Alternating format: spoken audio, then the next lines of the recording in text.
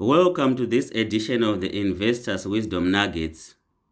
Are you studying ACA? Are you studying CIMA? Are you studying finance and banking? Are you studying accounting?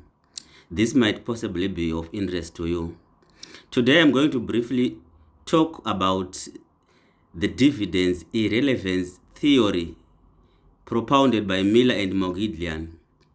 This is a blind spot for most students, and this is an area which interests examiners quite a lot. Why? Because the name dividends irrelevance is not actually consistent with what was found out by the two researchers.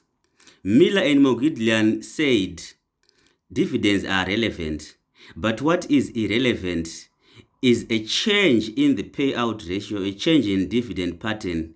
Basically, they were demystifying the clientele effect where other people would definitely prefer dividends over capital growth, possibly because of their liquidity preferences, or second, it could be because of how dividends are taxed, which actually is different from the way capital growth is taxed. So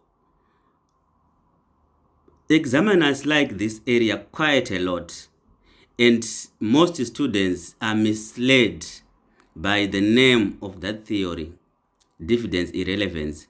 What Miller and Mogidlian basically were talking about is company valuation. They were saying whether you pay 75% of your earnings as dividends, whether you pay 25% of your earnings as dividends, that has no bearing whatsoever on the valuation of companies. Remember, companies are valued by discounting all the future cash flows at the investor's required rate of return, which according to Miller and Mogidlian, there is no effect whether you pay 30% of dividend or 75%.